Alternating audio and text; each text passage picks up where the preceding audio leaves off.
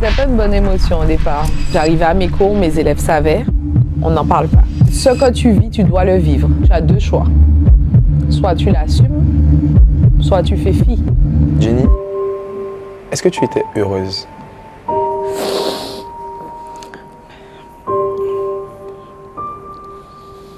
Et maintenant, faites du bruit pour la magnifique Jenny Paulin. Chorégraphe star des Antilles, elle unit mouvement, mémoire et identité. Femme d'affaires caribéenne et fondatrice de 3W3K. Elle fait danser des milliers de personnes au rythme d'une culture fière. Tu as grandi à Grand Camp. Exactement. Et on sait que Grand Camp, c'est une section qui était violente. Est-ce que tu as ressenti cette violence? J'ai été même témoin d'une fusillade qui s'est passée devant ma fenêtre. C'est un jeune homme qui s'est effondré devant chez nous. Tu es devenue mère très jeune. Putain. T'avais quel âge? Pourquoi, quoi? Pourquoi? Bon, c'est pourquoi, hein? On va pas expliquer comment on fait des enfants. G-W-O-K-A.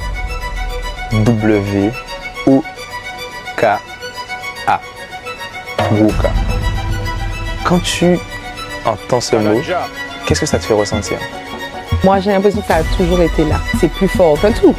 Je te raconterai pas ma première piétonne.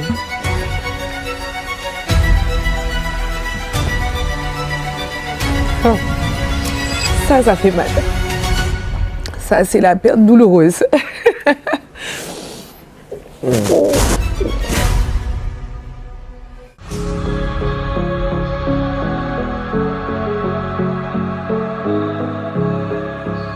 Jenny, je pense que pour comprendre la femme, il faut comprendre son histoire et spécifiquement son premier contexte social, dont son enfance, par exemple. Je suis vraiment reconnaissant de pouvoir passer ce moment qui sera si spécial avec toi pour apprendre à mieux comprendre ton succès. La question que j'ai envie de te poser, c'est quelle est l'histoire que les gens doivent comprendre pour connaître Jenny Paulin? Wow. Wow. Il y en a beaucoup, hein. C'est toute l'histoire, hein, tout simplement. C'est vrai que je pense que pour connaître Jenny Paulin, il faut connaître sa naissance, son évolution, son développement, ses expériences. Ce serait rentrer dans le corps et le cerveau de Jenny Paulin, mais c'est vrai que pour me connaître, c'est oui, le contexte social, comme j'ai dit, rencontrer mes parents, savoir où j'ai grandi, comment j'ai été éduquée surtout. Et comment tu as été éduquée? Ah là là, à la dure, à la dure, une maman très stricte au point de ne pas sortir. J'ai grandi avec un grand frère en fait, et moi c'était la petite qui devait rester à la maison, et si les parents ne pouvaient pas être avec elle, aller chez la grand-mère ou aller avec une tante. Donc voilà, toujours avec un cadre familial proche et très peu de sorties. C'était vraiment ça. Et puis mon père qui est un entrepreneur, donc avec un rythme très soutenu, mais toujours présent. C'est-à-dire que s'il y avait besoin de quelque chose, il arrivait en moins de deux, quoi. Et dans quel environnement tu as grandi? Ben en fait, famille modeste, un moment. Famille avec plus de moyens à un autre moment, puisque comme tu sais, comme je viens de te dire, mon père était entrepreneur. Ma mère gagnait correctement sa vie. Du coup, on a connu, quand je dis on, c'est mon frère et moi, une enfance à l'aise. Bien, avec des pics, des moments, on se sentait riche, quoi. On se sentait bien. Et puis la vie entrepreneuriale, ben ça varie. Ouais, c'est ça. Donc mon père a connu des moments un peu plus darnes où là il fallait se serrer les joints. Donc voilà, donc je vais partir sur du modeste pour être sur Et une initiative. tu as grandi à Grand-Camp. Exactement. Et on sait que Grand-Camp, c'est une section, je pense surtout dans la période dans laquelle tu as grandi, qui était violente. Mhm. Est-ce que tu as ressenti cette violence? Alors je l'ai ressenti, oui, parce que je l'ai vécu. J'ai été même témoin d'une fusillade qui s'est passée devant ma fenêtre. Donc mon père rapidement ce soir-là a dû nous envoyer dans une autre pièce et nous demander de ne pas sortir puisqu'il a été voir c'était des coups de feu. C'est un jeune homme qui s'est effondré devant chez nous. Donc je l'ai vu, ressenti. Alors c'est tout autre chose parce que c'est là que qu'on voit la puissance d'être parent. Être parent, c'est la protection. Être parent, c'est mettre nos enfants dans une bulle, dans une ambiance, de faire un choix en fait de situation dans lesquelles on les met, parce qu'on peut grandir. Tu sais, je pense, je vais pas donner la marque à une publicité que j'ai vue, mais qui jusqu'à aujourd'hui m'a marqué parce que c'est la puissance. C'est en fait un spray. Je ne donnerai pas le nom, qui sent super bon. Et on te montre en fait des maisons dégueulasses, mais vraiment sales, insalubres même. On est vraiment à ce niveau-là. Et la personne qui rentre, qui s'élève de son fauteuil, tellement ça sent bon. Ben, en fait, Qu'est-ce que ça représente pour toi? ben, c'est puissant parce que je visualise un parent comme ça. C'est celui qui, des fois, est en plein tourment, vit des moments très difficiles, mais va laisser l'enfant dans un contexte tout va bien chérie, ah tu as besoin de ça, bon peut-être pas ce soir, on ira une autre fois acheter ça, voilà. C'est les parents sont cette marque. J'aurais donné le nom mais c'est vraiment ça, c'est ce spray parce que c'est comme faire croire aux enfants au Père Noël. Bon j'espère qu'ils nous regardent pas trop. Parce que moi-même je crois toute grande au Père Noël, la petite souris, voilà, il y a mais en fait c'est mettre dans un univers et mais en fait j'ai grandi dans cet univers-là. C'est-à-dire que même si on était dans un contexte où les années où j'étais là, c'était les années de la puissance de Grand Camp, hein, où tu arrivais, tu étais Grand Camp, tout le monde avait un petit peu peur. Et du coup, mais en même temps, j'étais dans le monde de bisounours en même temps. C'était, comment dit-on encore, une main de fer dans un gant de velours, entre guillemets, mais on va dire c'est le contraire, c'est plutôt oui, c'est ça. la main très, très, très douce dans un gant métallique au final. Exactement. Je pense, et des recherches le prouvent, que on est tous conditionnés par rapport à des fragments, des morceaux que nos parents nous laissent. Et il y a vraiment, je reviens souvent sur ça parce qu'il y a vraiment cette ancienne légende qui dit que, c'est une légende chinoise qui dit que laisse-moi un enfant de 0 à 7 ans et je te dirai qui il sera plus tard dans le futur. Tellement vrai. Et tu as grandi avec tes parents. Donc tes parents t'ont éduqué et t'ont laissé, entre guillemets, une sorte d'univers à suivre pour atteindre tes objectifs, ou peut-être pas. Selon toi, qu'est-ce que, premièrement, ta mère t'a laissé qui rayonne en toi aujourd'hui, et qu'est-ce que ton père t'a laissé qui rayonne en toi aujourd'hui? Wow. Ben un petit peu de moi, un petit peu de comment dire? Ben en fait ma mère, alors je dirais la rigueur. Ma mère, si on l'appelle la femme de fer, pour te dire. La rigueur, la disponibilité, elle arrive à être là un petit peu pour tout le monde, donc je pense que j'ai pris ça d'elle. Et le côté droit. Ça va avec ce qu'elle est, ce qu'elle représente. C'est quelqu'un, elle peut marcher tranquille, je pense, jusqu'à la fin de ses jours. sans avoir peur de ce qui est dit ou ce qui peut être. C'est vraiment quelqu'un de droit dans ce qu'elle fait. Et j'estime avoir reçu un peu de ça. Je suis pas à son niveau, hein. Euh, et puis, c'est vraiment quelqu'un sur qui on peut compter. Au-delà d'être moi son enfant, je vois comment on pourra l'appeler. Elle va arriver, que ce soit pour sa famille. Et tu as ça d'elle? Ah, ça c'est sûr. Ouais. Je fais tout pour être là si on m'appelle, ouais. Et ton père, qu'est-ce qu'il t'a laissé? Mon père, l'entrepreneuriat. L'entrepreneuriat, le fait d'arriver à gérer plusieurs choses en même temps. La création, il arrêtait pas en fait.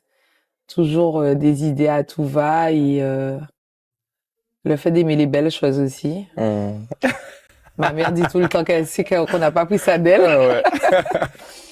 Aimer les belles choses et puis ben pour les deux l'amour. L'amour sur deux coutures différentes. Ouais. Justement, en parlant d'amour, quel était votre langage d'amour avec tes parents? Quel était ce langage d'amour? Alors ma mère, c'est une femme discrète, un peu plus retenue. C'est un langage à travers ce qu'elle transmet, ce qu'elle fait. Pas besoin d'en faire trop. On sait. On sait. Avec elle, on sait. Parce que elle retranscrit, elle fait à sa manière. Elle était, je vais pas dire câline, ni la maman, mais il n'y en avait pas besoin. L'amour était là. La communication se faisait comme ça, non verbale. Et mon père, c'est le contraire. Mon père, c'est la personne, il rentrait tard, mais il ouvrait la porte de la chambre. Je dormais, mais je savais qu'il y avait eu un bisou avant le coucher.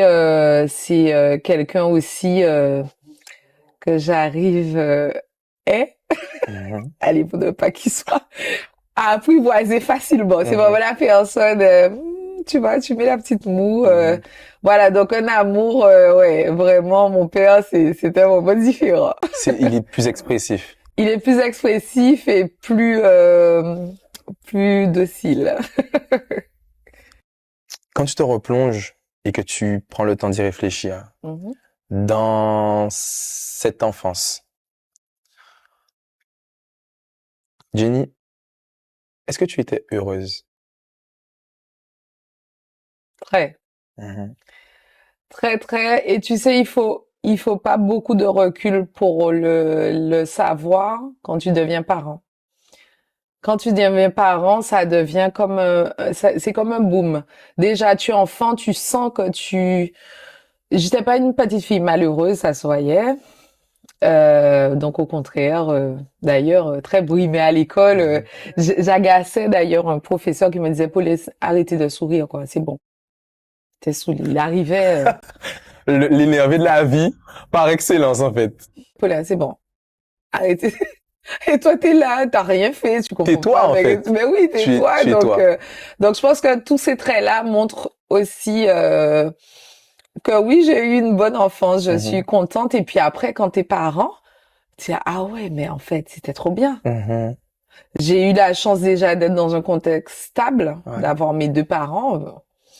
J'ai eu mes deux parents. Il y a eu, on a des petites choses, hein, comme toute famille, des moments d'arne sur le plan émotionnel, sur le plan financier, j'en ai parlé, sur tous les plans, mais le fond était bon. Le fond était bon. On avait des moments familiaux géniaux. On faisait des batailles d'oreiller. Mon frère et moi, on s'empressait même grand d'arriver avec notre matelas dans la chambre de nos parents. Un enfant heureux fait ça, pour moi. Il a envie d'être avec ses parents le plus souvent que possible. Ma mère, elle m'emmenait partout. Mon père aussi, j'allais travailler avec lui. Dont cette fibre peut-être d'entrepreneuse. C'est ça. Il m'emmenait partout dans la voiture. Je dormais avec un oreiller derrière. On a eu le temps, malheureusement, beaucoup ne connaîtront pas ça, puisque on a d'autres comment dire, règles de sécurité sur la route. Mais avant, moi, il n'y avait pas la ceinture. Mhm. Mon père, on allait dans le coffre avec un oreiller, donc dans les mamelles, tu es Mhm. content, tu es à gauche, tu es à droite. Donc voilà, donc plein de petits souvenirs qui sont puissants, qui sont là, Mhm. qui sont gravés et qui mettent ouais, du papillon dans le ventre. J'étais en train de regarder une interview dernièrement. Ok. Une interview d'Oprah Winfrey, euh, qui a invité tout simplement un psychologue à faire quelque chose que j'ai envie qu'on fasse ensemble. Wow. Ouais. Ah, j'ai peur. Non, t'inquiète pas. Est-ce que je peux te demander de fermer les yeux? Bien sûr. Ok. Ils sont bien faits en plus. Tu triches pas. En plus, ils sont magnifiques. Je rigole. Donc, ferme les yeux et ça consiste en fait cet exercice à te plonger dans une période de ta vie. Ok. Et je te demanderai de visualiser ton appartement ou ta maison d'enfance. Mhm. Et dans cet appartement et dans cette maison d'enfance que tu es en train de visualiser, tu l'as? Mhm. Ok. Je veux que tu puisses te rapprocher de cette maison. Ok. Tu t'en rapproches. Tu t'en rapproches. Et là, par une des fenêtres de cette maison, tu vois la petite Jenny Paulin. Mm. La toute petite Jenny Paulin que tu étais. Et j'aimerais que tu me dises ce que tu vois. Eh bien, écoute, je vois une petite fille, déjà avec des beaux cheveux, avec la gigotte, en fait, qui est heureuse, Mhm. qui bouge dans tous les sens et bien entourée. Comment elle se sent, cette Jenny? Bien, Mhm. bien, bien, épanouie. Ouvre les yeux maintenant et vois ce que j'ai posé sur la table. Alors là, ça c'est les dossiers, ça. En plus, j'ai temps de me voir coiffée comme ça. Ah, c'est moi. C'est toi. J'aimerais savoir, à cette période de ta vie, Mhm. comment tu te sentais? Bien, bien. Mhm. Par rapport à mon entourage, par rapport à ce que je vivais. Alors là, tu sais, sur cette photo particulièrement, il faut que je t'en parle. Ma grand-mère est une couturière, était. Mhm. Elle était couturière et ma robe, c'est ma grand-mère qui l'a faite. J'avais une robe tous les lundis, neuve, C'est pas vrai. fraîchement faite. Wow. D'où ton goût pour le style. N'est-ce pas? Donc, oui, parce Mhm. que je dormais chez ma grand-mère. Mhm. Alors, elle voulait toujours que je reste avec elle. J'étais la petite fille privilégiée. Elle voulait toujours que je reste avec elle parce qu'elle avait beaucoup de clients. Pour te contextualiser, en fait, ma grand-mère, qui est une Saint-Barth, était la couturière de quasiment tout le monde et d'ailleurs de l'ancien président de Lila. Donc, il en parle souvent. Wow. Elle lui faisait ses pantalons. Et quand ma mère l'a fait venir en Guadeloupe, elle a continué donc son métier.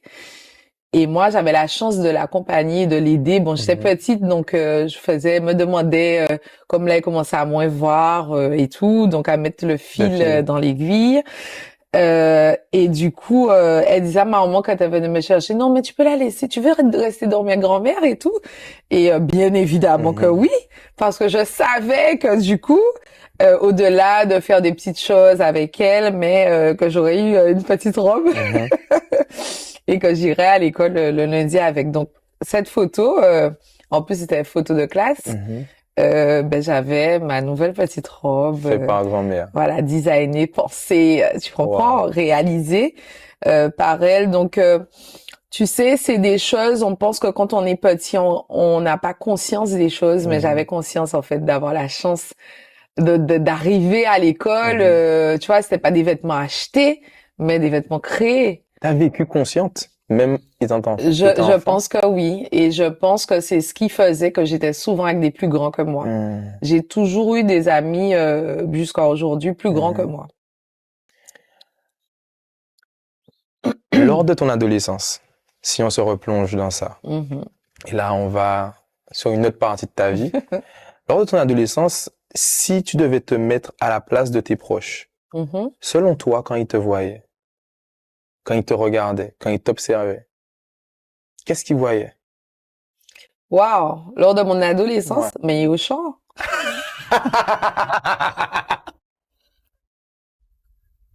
Ah ouais, d'accord, carrément. Ok, ouais. C'est ça, ok. Non, mais c'est dans le sens où, en fait, j'étais toujours pressée, en fait. Ouais. Comme je t'ai dit, j'étais déjà avec des personnes plus grandes que moi. En plus, au collège, level sup. Euh, le côté m'a dit, ouais, un petit naze à trop au champ. Et en fait, toujours envie de faire des choses. Donc, je faisais déjà des activités. Euh, toujours plus, quoi, la fille. Hein. Ouais. Donc, je pense qu'il y avait ce côté petit naze à haut champ. Et maintenant, Et aussi peut-être le fait de dégager la joie de vivre parce que ça a toujours été comme ça, ouais. Mais je le voyais dans les yeux même de ma marraine. Oh, cette folle-là, mais quand je la vois, voilà, petite boule d'énergie, ouais. et maintenant, selon toi, qu'est-ce qu'ils voient, la Jenny actuelle? Qu'est-ce qu'il voit? Waouh.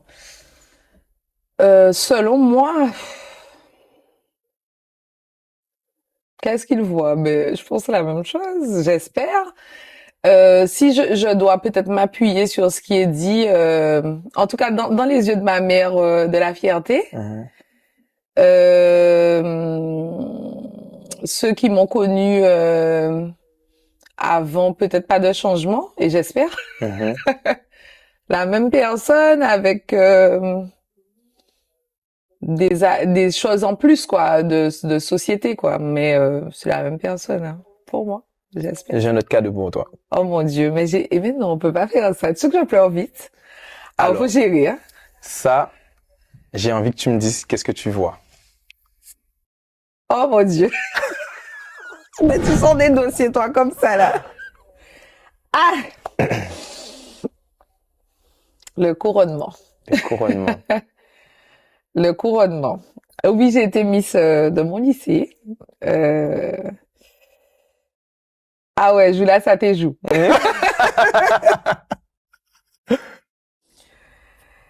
Ouais, alors, quand je vois cette photo, déjà réussir un concours, c'est gratifiant. Complètement. Sur plein d'aspects, on va penser que sur l'aspect physique, mais non, c'est...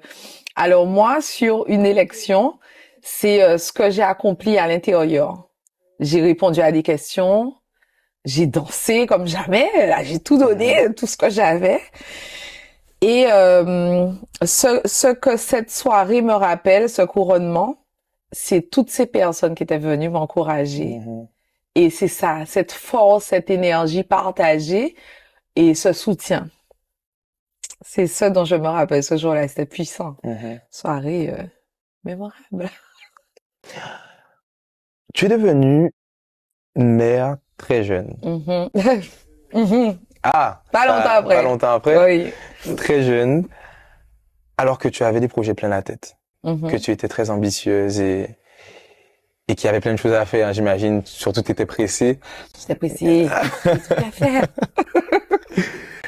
Est-ce que tu peux me décrire l'émotion que tu as ressentie quand tu as appris que tu étais enceinte de ce bébé? C'était pas une bonne émotion au départ. Je sais pas dans quelle émotion j'étais, entre déception, parce que on est jeune, on est au lycée, on va décevoir son cocon familial, puisqu'il y a quand même une marque d'empreinte d'espoir pour nos parents de mon enfant va faire ça, ça.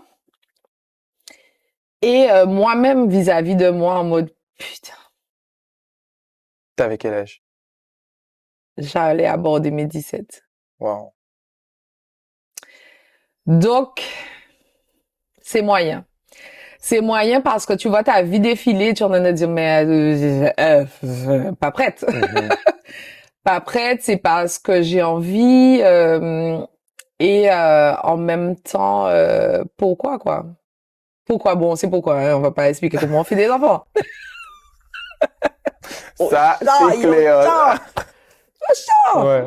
Et mais en fait, ouais, un peu de déception. Sur l'instant là, c'était vraiment cette émotion-là. C'était Et quand le bébé est venu au monde, là, qu'est-ce que tu as ressenti? Est-ce que tu peux nous décrire? J'ai ressenti de la puissance parce que c'est quelque chose que je souhaite à toute femme de vivre pleinement ou partiellement, puisque on a chacun nos possibilités. Et c'est à ce moment-là d'ailleurs que j'ai connu ce qu'on appelle la foi.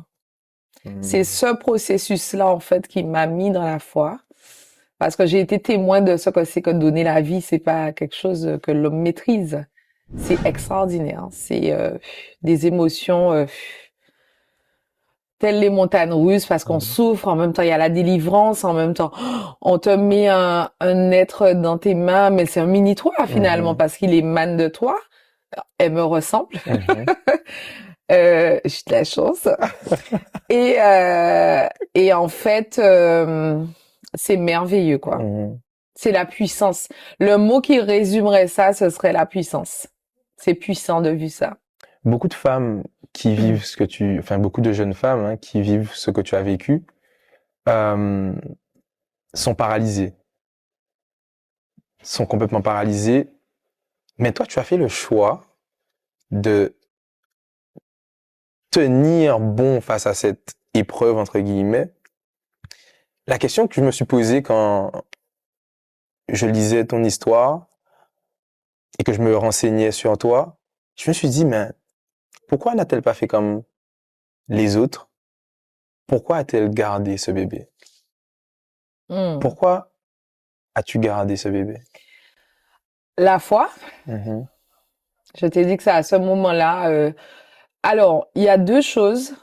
C'est la première, c'est ton ancrage. Là où tu grandis, ton environnement, les valeurs, ton éducation. Donc, avec mes parents, il y a quand même, et ma grand-mère, puisqu'elle a fait partie de toute cette éducation, ce que tu vis, tu dois le vivre. Tu as deux choix. Soit tu l'assumes, soit tu fais fi. Complètement. Là, je suis dans un contexte où c'est pas non plus, il y a pas mort d'homme. Je viens quand même d'une génération, on est toutes jeunes. Hein. Oui, on vient d'une lignée en fait de 4 générations, qui ont été maman jeunes. Surtout avant, tu sais, c'était nos parents avaient leurs enfants jeunes, il n'y avait pas un contexte social. C'était un peu plus normalisé. Voilà, c'était plus normalisé. Bon, moi, c'était très jeune. Mais je me rappelle de grandes personnes qui m'ont entourée et qui m'ont dit, il n'y a pas mort d'homme, en fait. Il n'y a pas mort d'homme, c'est la vie. C'est la vie et c'est un choix que de garder, mais c'est aussi un choix de... Parce qu'après, t'imagines, on peut mettre des si hein, avec la vie, mais je décide de ne pas garder, puis je suis privée de vivre ça parce que l'intervention aussi ou ça.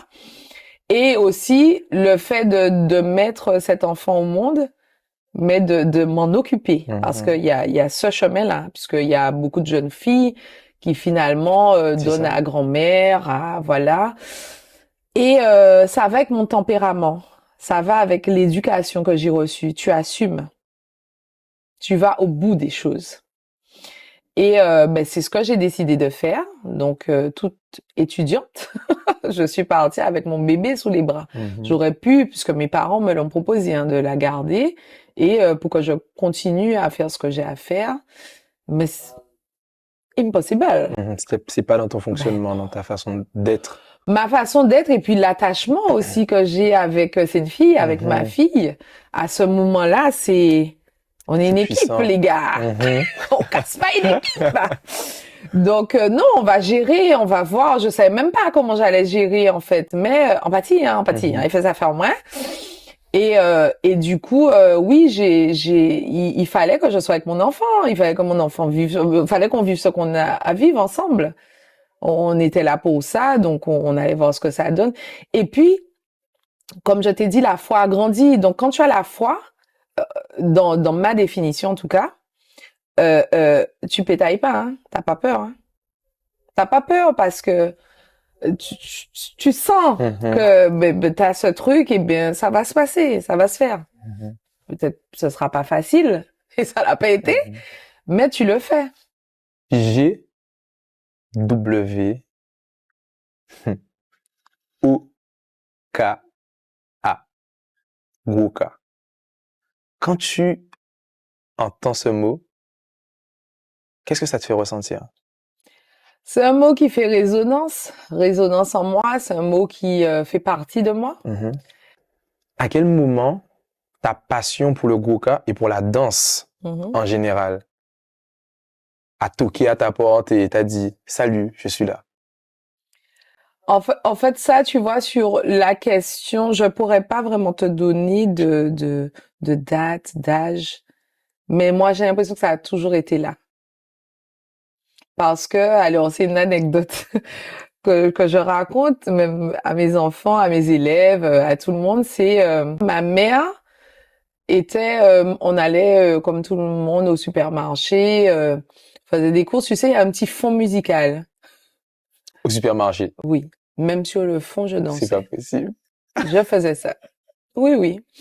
Et du coup, ta mère, tu sais, je t'ai dit, éducation, Très strict, ouais. on fait pas n'importe quoi. Donc, en fait, qui se retourne en mode Tchambécor, quoi. Sans parler, hein, nous pas sans parler. Tchambécor.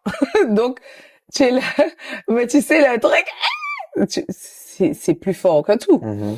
Donc, et ce n'est qu'un exemple parmi tant d'autres, hein. Je te raconterai pas ma première piétonne. Tu connais la piétonne. Où j'étais en bistan. Je suis partie, soit disant, j'ai apprêté à Pite. Et finalement, je me retrouve à danser à la piétonne et c'est mon oncle je suis même pas encore arrivée chez moi. Je vois ma mère avec une mine là et je me dis, pauvre, mais je suis rentrée à l'heure, j'ai respecté les règles. Tu as fait quoi, Pointe-à-Pitre? Tu as fait quoi? On reste, ouais. Ouais. Et tu vois, tu bégayes parce que, mais les vêtements, j'ai acheté, sachet. Tu fais plus des phrases entières. Tu fais plus des phrases entières parce que tu sens que où j'ai appris. Où j'ai appris, mais tu te demandes, mais qui? Comment? Dans ton entourage, parce que c'est impossible que quelqu'un dans ton entourage soit dans ce contexte-là, tu vois, c'est surtout avant, c'était pas quelque part où tout le monde allait, là, c'est the place to be, c'est in. Mais là, c'est vraiment les gens concernés qui étaient.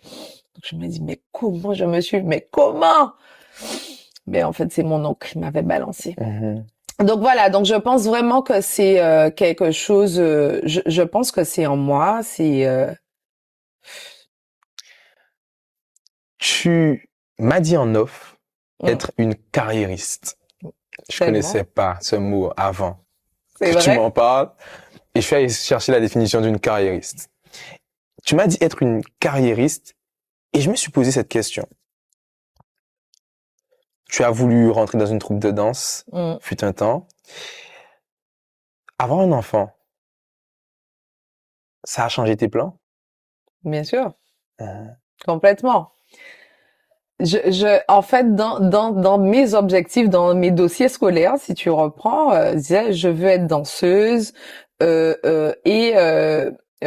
j'aurais intégré The Troupe, la troupe qui me conviendrait, je m'organiserais tellement l'esprit entrepreneurial déjà pour maquiller les danseurs, avoir d'autres choses, d'autres cordes à mon arc. Je voulais aussi masser pour la récupération. Enfin, j'avais déjà un pôle sur lequel je me voyais. Et en fait, c'est vrai que quand j'ai été maman jeune, j'ai dû revoir en fait les plans parce que là, tu n'es pas seule, tu dois penser tu es multiplié en fait. Et être danseur professionnel, c'est être un peu partout. Tu sais pas où est-ce qu'on va te demander, tu sais pas où est-ce que finalement tu vas te produire, tu sais pas où ça t'amène. Et d'autant plus que dans les projets que j'avais, c'était partir aux États-Unis. Ça, c'était clair. Fallait que je sois dans pour moi, c'était là, à l'époque, le top niveau. Donc, en termes de formation, en termes de choses et de troupes. Et du coup, partir avec un bébé sur les bras, dans un pays où tu n'as pas d'ancrage et d'entourage, ça aurait été assez difficile. Et après, comment offrir une stabilité quand en plus tu sais que tu vas être à droite, à gauche, dans tous les sens. Donc oui, ça a changé mes plans. Alors aujourd'hui, en regardant, je ne me suis pas trop éloignée. Pour le coup, c'est ce que j'allais te dire.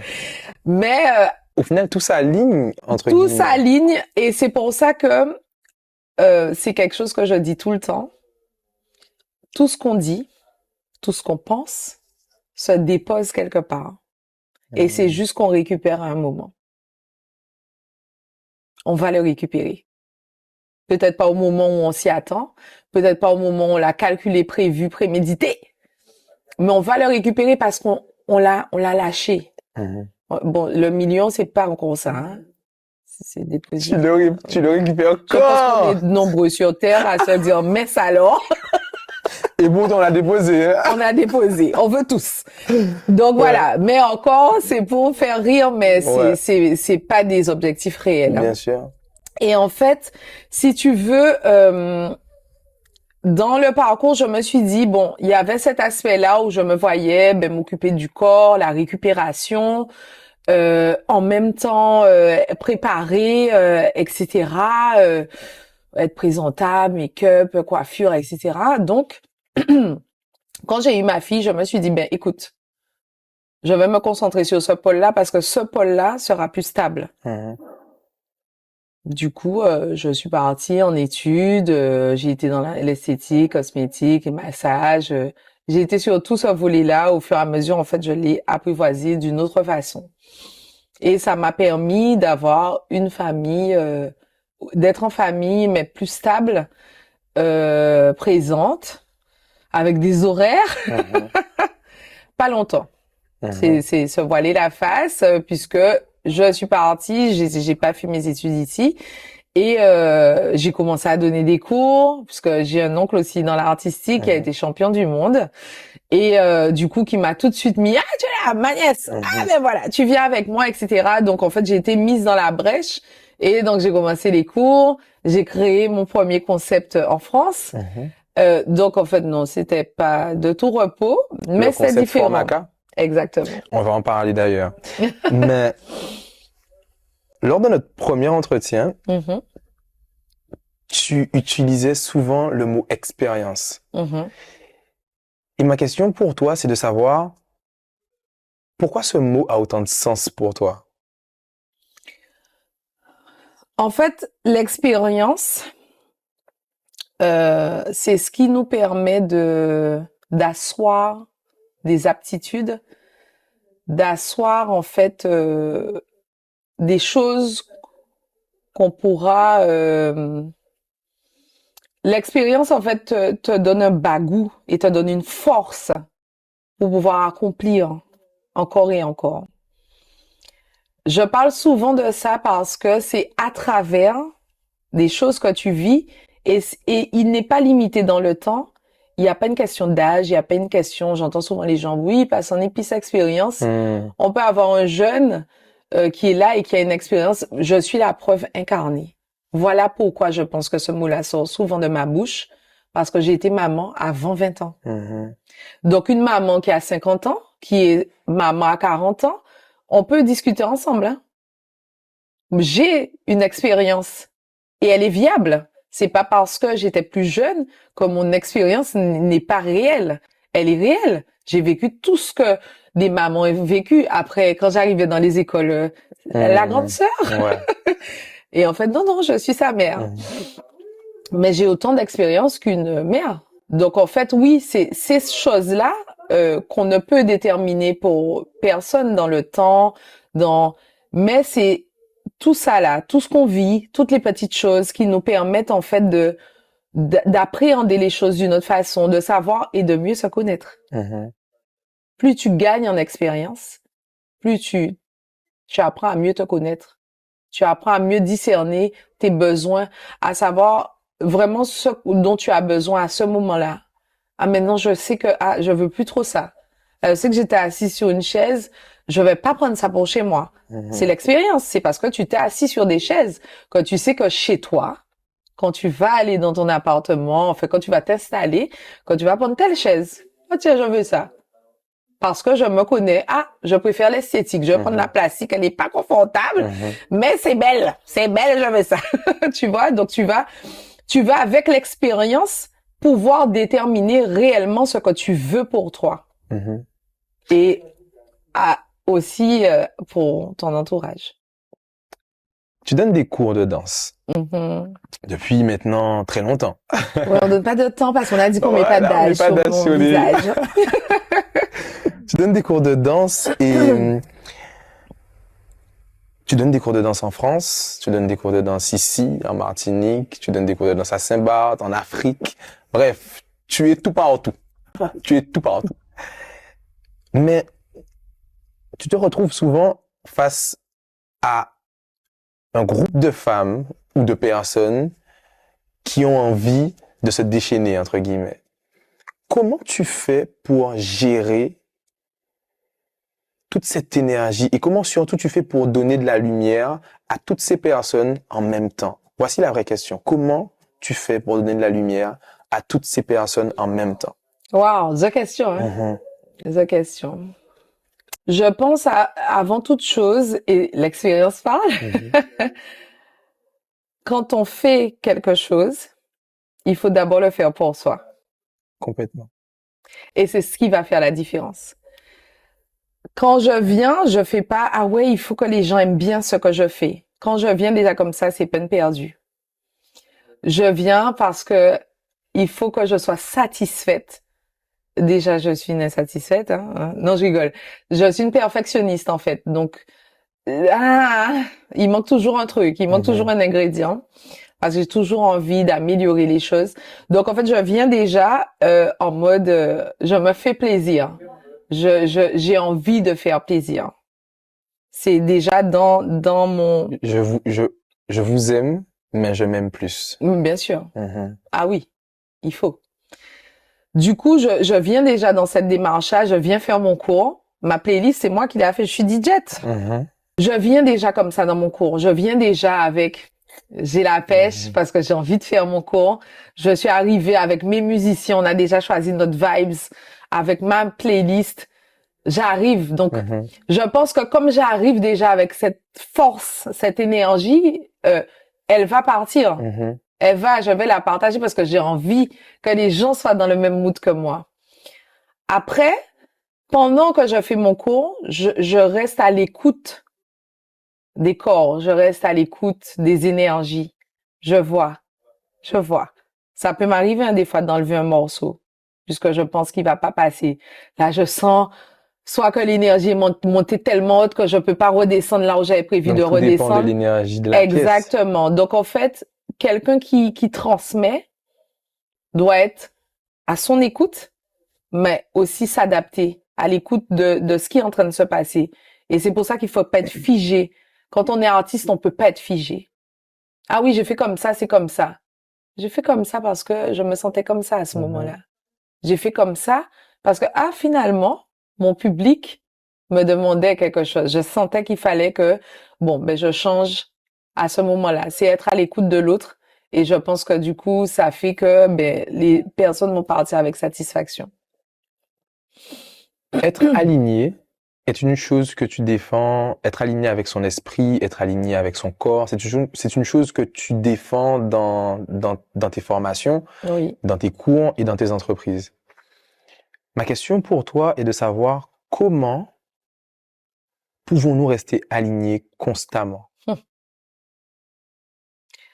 Ça revient à ce que je te disais avant, ne pas être figé. Faut accepter que les choses changent. que les choses bougent.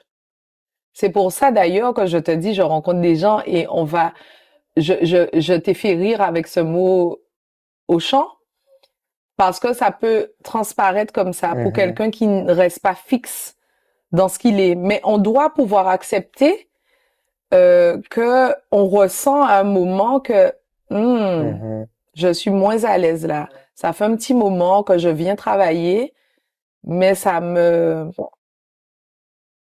il me manque ce truc. Manque quelque chose. Ça veut dire qu'on est déjà en incohérence là. Il y a quelque chose qui n'est plus collé. C'est comme je suis dans le métier du corps. Je dis tout le temps à mes clients, tu peux pas te lever tous les matins et être mal à l'aise pour t'habiller. Tu fais quoi? Tu fais quoi pour changer ça?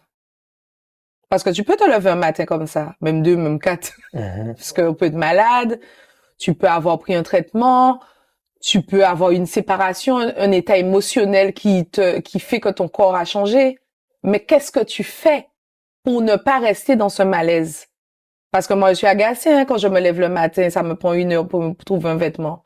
Parce que je suis serrée, parce que mon ventre est boudiné, parce qu'il y a la couenne, parce que la couleur, bizarrement, de mon teint aujourd'hui, qu'est-ce qui se passe?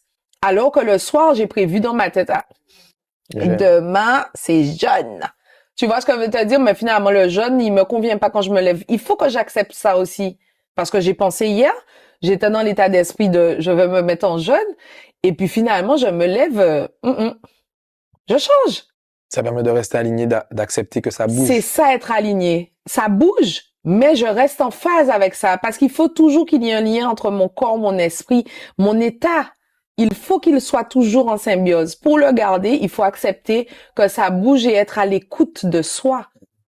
Pas à l'écoute de l'environnement extérieur. Tu peux venir me dire, bon, ben, Jen, pour l'émission, un petit blanc là et tout. Je te dis, blanc? Non. Parce que je sais. Alors, je vais prendre ton conseil. C'est toi le professionnel. Tu vas me dire que c'est cette couleur qui va mieux sortir. Bon, je vais sentir que je suis pas à l'aise parce que la couenne, je vais mettre du crème. Tu vois, parce que il faut que je me sente à l'aise. Ma position de confort est ce qui est important pour moi. Il faut que ce soit l'essence même. Si je suis là, je suis assise, je vais te dire, oh, je suis mal à l'aise ou dans la chaise. Je peux rester un moment parce qu'on a cette capacité, on a cette force en tant que peuple noir. On est puissant. Hein? On peut rester dans l'inconfort très longtemps. Mais il faut pas qu'on soit glorifié de rester tout le temps dans ça. C'est pas être un guerrier ou un roi parce que ouais, je suis resté dans l'inconfort enfant. Hein. Non, t'as mis ton esprit là, il était pas bien. T'étais pas à l'aise. Donc on a la capacité de le faire, oui, mais pas à n'importe quel prix. Complètement. Tu vois ce que je veux te dire? Donc je suis pas à l'aise dans ce siège-là. Bon, je vais rester un petit moment, je suis chez la personne et au bout d'un moment, comme la personne parle, je la laisse finir de parler parce que j'ai une éducation, c'est ce qu'on appelle, mon environnement, on m'a appris, tu laisses la personne parler, bon, tu attends, etc. Mais après, je lui dis, excuse-moi, je peux prendre la chaise à côté parce que je suis pas trop à l'aise. Oui, parce que je vais pas rester là et puis après, je rentre le soir, ma hanche, faut que je passe une petite pommade, je suis là et j'ai besoin de mon corps pour les autres jours. Tu vois ce que je veux te dire? Être aligné pour moi, c'est ça. C'est être toujours en phase avec son corps et son esprit. Toujours s'arranger. Ça veut pas dire que ce sera tous les jours comme ça, mais je suis en quête de ça. Je suis tout le temps en quête de me sentir yes. Oh yes. Ouais. J'ai mis le vêtement. Pouh! Wow. Mais tu arrives comme ça. Puis certains vont penser que c'est de la superficialité, c'est menti. C'est de la grande hypocrisie. Oui, quand je me sens bien, je vais arriver à mon travail différemment. Complètement. Je vais monter dans ma voiture différemment. Ma voiture peut être ce qu'elle est, elle peut être une petite cabrite ou un gros machin, ça change rien si elle est propre. Si je suis rentrée dedans, je l'ai bien rangée, j'ai mis ma petite musique, ben c'est bon. C'est pas mettre des choses dans des cadres, c'est moi comment je me sens avec ce que j'ai.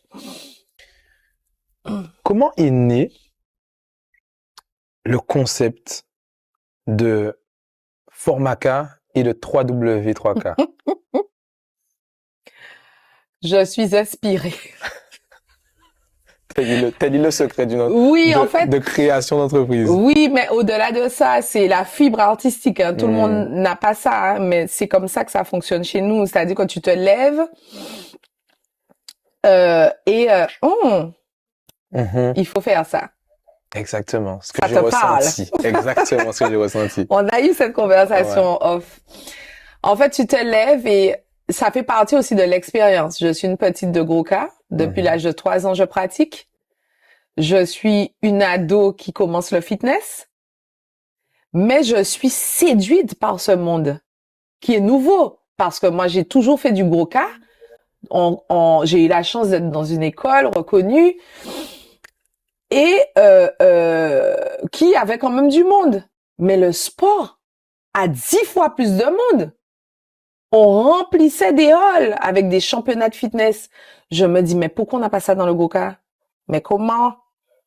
Et c'est là que j'ai compris qu'en fait, le sport est plus pluriel, il ouvre plus de champs.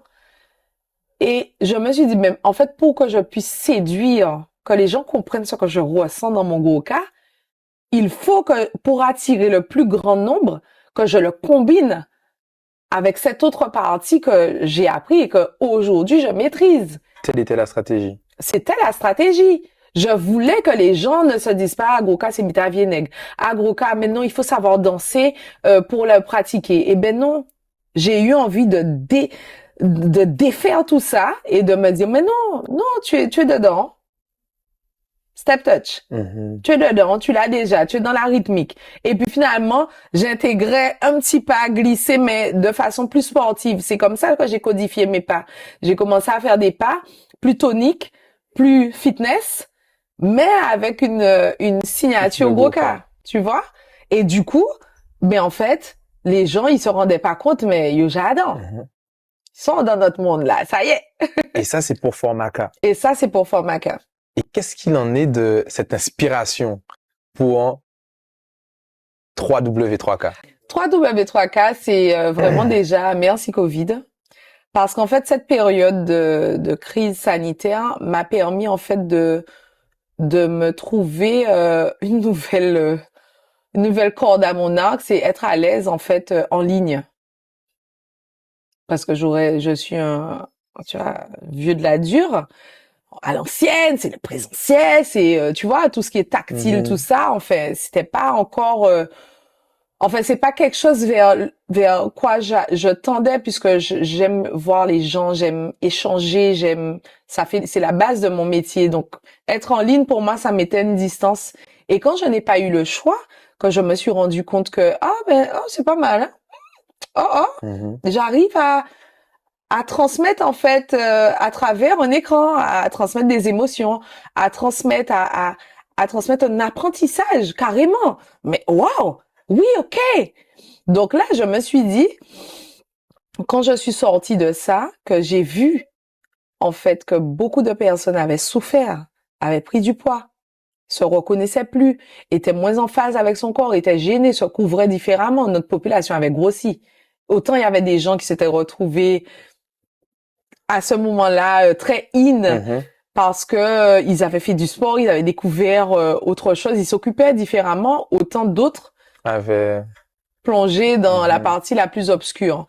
Et moi, ça m'a touchée et je me suis dit qu'il faut que j'arrive à mettre quelque chose en place qui soit plus accessible. Parce qu'il faut savoir que nous, coachs, il faut avoir un budget. Je suis en mode personnel, c'est l'alimentation saine, le sport, les conseils, tout ça, c'est des choses, c'est des gros budgets. Et je voulais en fait que ça devienne quelque chose d'accessible. En ligne, c'est moins coûteux pour moi, j'ai pas de salle, il y a des choses donc je peux me permettre d'avoir une marge. Donc c'est là en fait que j'ai créé le programme 3W3K qui remplit en fait qui possède tout de Jenny Paulin. Dedans, le sport, la danse, la nutrition, les conseils du coach que je suis, il regroupe tout. Et j'ai réussi à mettre quelque chose qui soit accessible pour tous. Certains diront encore mon entourage en premier, quand tu te brades. J'entends encore des personnes dire ça, mais je me brade pas. J'ai fait un choix. J'ai fait le choix d'être plus accessible, de permettre à beaucoup d'hommes et de femmes, de familles, c'est une question de famille, parce que je suis rentrée dans les maisons C'est ça. guadeloupéennes et j'ai allégé mon pays. Là, on parle de tonnes. Au sens propre. Mais oui, je suis heureuse. C'est un travail de fourmi, mais je suis trop heureuse. Ce programme-là, c'est, je me suis levée un matin. Et tu as eu cette inspiration. Lorsque ça devenait dur, lorsque ça devient dur, comment tu réagis face aux mauvaises choses de la vie? Et tu es une personne très pétillante, tu es une personne très lumineuse. Et je pense que c'est ça, Jenny Paulin. En vérité, c'est ça. Il suffit de s'attarder un peu sur tes réseaux pour voir à quel point tu rayonnes. Il suffit d'être, Dieu merci, j'ai cette chance d'être assis en face de toi et de discuter avec toi pour voir à quel point tu rayonnes. Mais je pense que, comme tout le monde, Jenny Paulin a des pertes.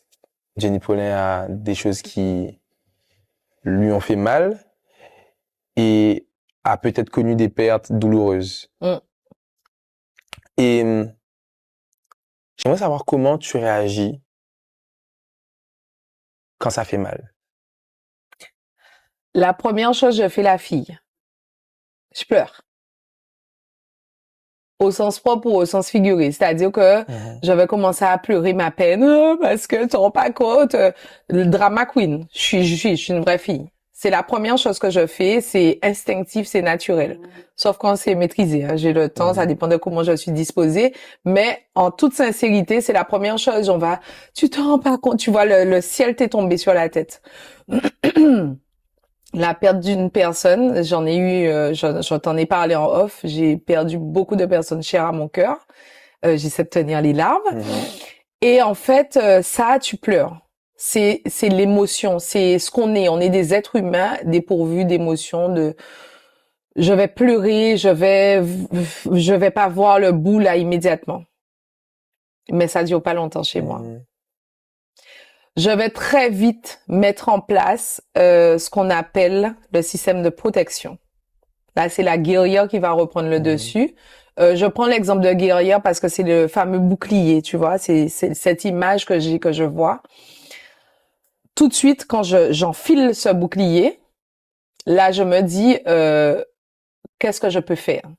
Donc, en général, ma stratégie, que j'ai compris avec le temps, puisqu'on commence à mieux se connaître, avec le temps, eh ben, ce que je mets en place, c'est me rendre utile. Donc, je m'occupe. M'occuper me permet de moins penser. M'occuper m'aide à me sentir utile et combler cette espèce de chose-là. Donc, quand tu perds quelque chose ou que quelque chose te blesse... Même dans tout, hein, me blesse, tu vas voir que je serai hyper active. Quand tu perds quelqu'un, ou quand tu perds quelque chose, ou quand tu fais face à quelque chose, c'est ton système, c'est de t'occuper. Je vais te montrer quelque chose. Je t'assure, c'est mon dernier cadeau. C'est un cadeau. Je t'assure que c'est mon dernier.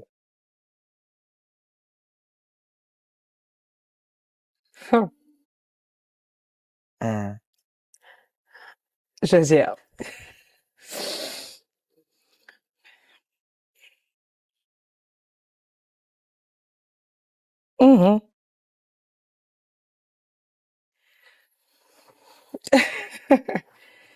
Ça fait mal. Ça, c'est la perte douloureuse.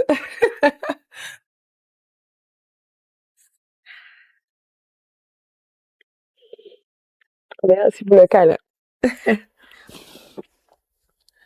Bon, Émilie Lapully, désolée pour le make-up. Je te prends un mouchoir tout de suite. Attends, on n'en a pas? Merci, merci. Aïe, aïe, aïe.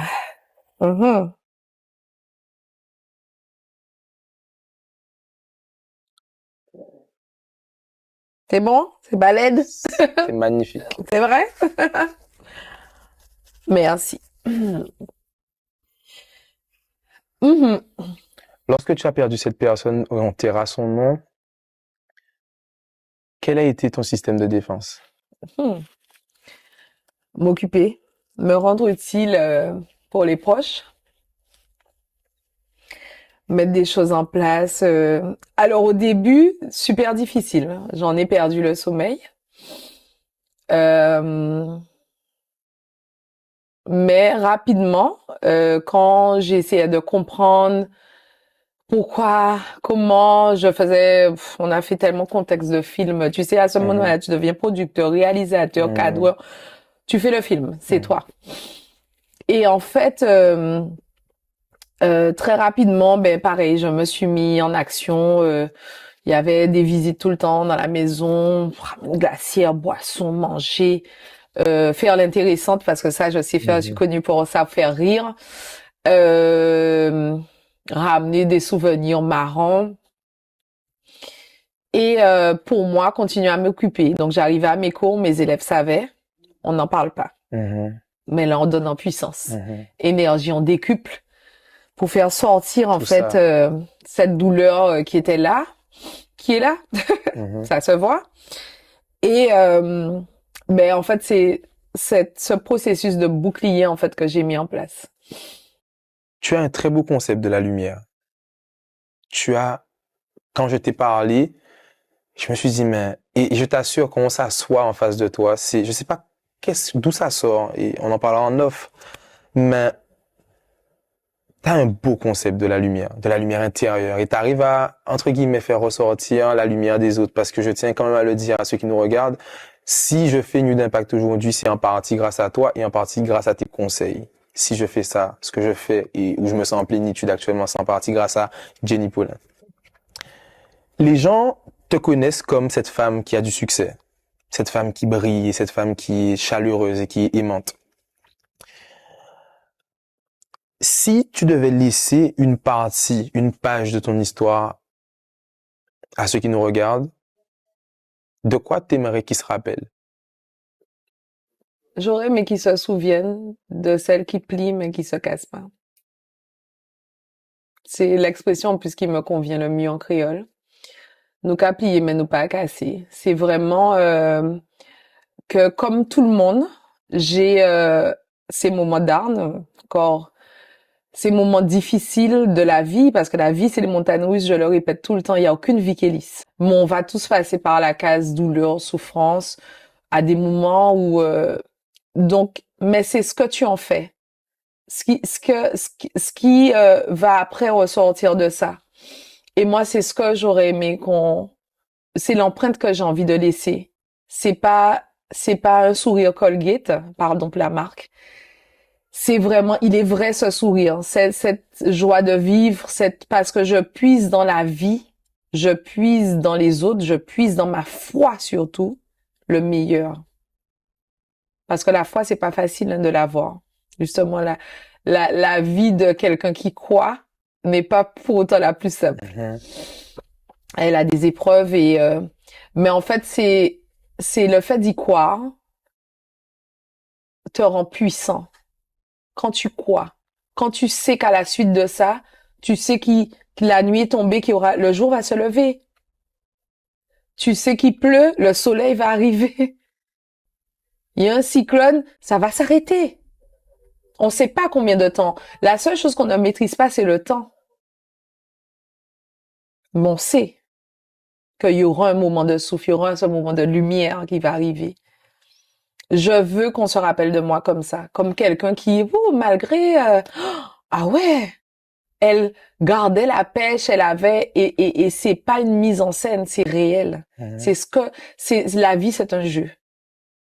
Jenny, je te remercie. C'est moi. Vraiment beaucoup. C'est moi. Merci de me faire confiance.